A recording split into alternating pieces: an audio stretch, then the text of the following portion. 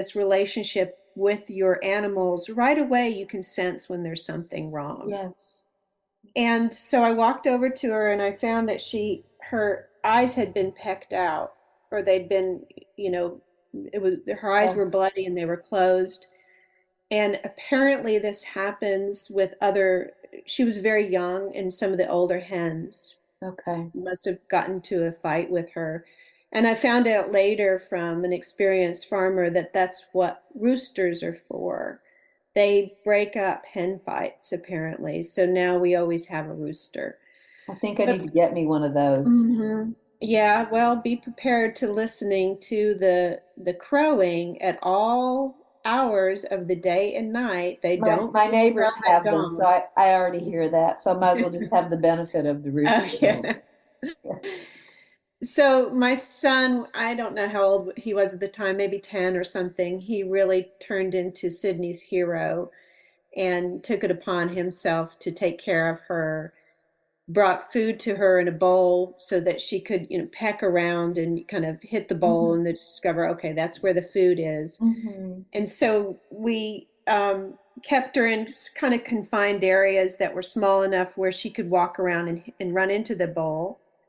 And then the areas kept getting bigger and bigger, and she would learn this sort of map Oh, of her pattern of her area, and she knew where to go. So she was confined to an area eventually of about an acre, oh, that that she sounds really nice. could wander Area. around in. And we also put a little coop that was too small for really any use. It's when, the first time that you go into chickens, you buy the coop from Tractor Supply that looks so cute and is utterly It's useless. ridiculous, right? But so she would run into that coop sometimes, and then she knew that she could find the door and that's where her food Oh, is, or she could go to take shelter from the rain. So she learned quite a bit. And the fantastic thing about Sydney was that she became very vocal and communicated with us vocally. I know that the chickens communicate with each other. They have different calls. They have a call for a hawk overhead. If they see a shadow flying around, they make a noise for that. That's different for the noise that they make when a fox comes on the property. interesting. And it's different from the announcement that I've just laid an egg, Yeah. which, and I've learned to recognize those different calls and I know Yeah. when to run out of the house, Yeah. you Yeah. know.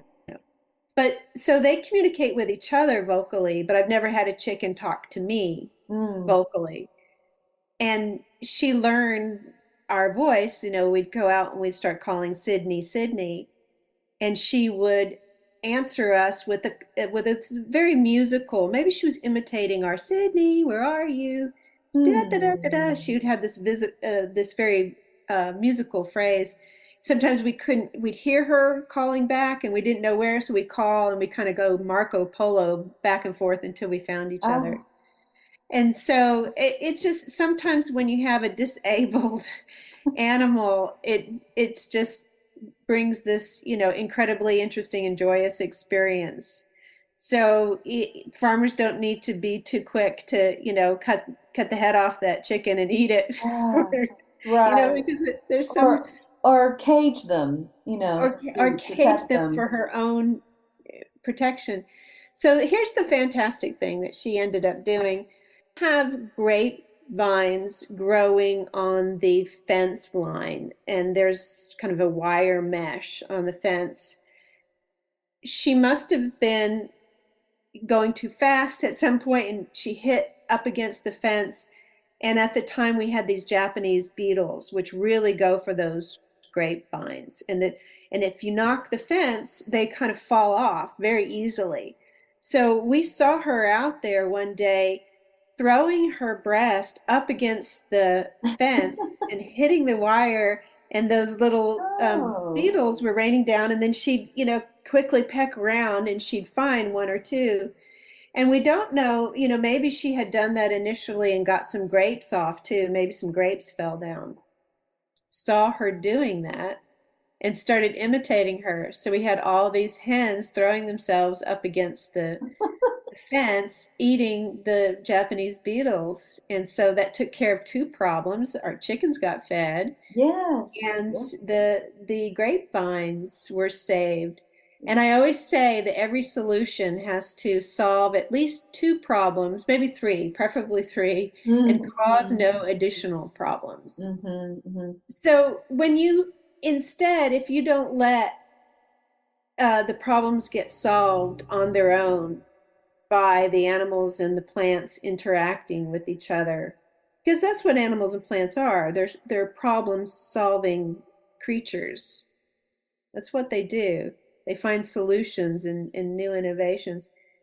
If you try to do that from a top down perspective with pesticides or caging or whatever, you Hmm. are not, taking advantage of these things that are offered to you. And, inevitably, you're going to cause some other problem. There will be a unintended side Hmm. effect of whatever you're trying to do. Hmm. Certainly with pesticides, we've found that there are unintended side effects Right. to. Yeah, monoculture Mhm. crops, monocrops, I guess they're called. What is the right term for that when they just plant corn, for example? Yeah, yeah, Mono. monocrop all the tops, and it depletes the soil really quickly Mhm. because And attracts pests. it attracts pest. But we don't want to say anything bad about those farmers that are now kind of stuck doing that. They don't have a whole lot of Right. choice They've anymore. been they've been encouraged by the system Hmm. to, plant corn every year, and the solution to that is chemical fertilizers. Hmm. But chemical fertilizers don't interact with the soil in the same way. I have a friend who is working with there's it activated charcoal, which apparently a lot of the indigenous people used. Hmm. And when you put that in the soil, it absorbs the excess nitrogen and then releases it as needed. So you don't have the runoff problem of too Hmm. much nitrogen from a chemical fertilizer running into the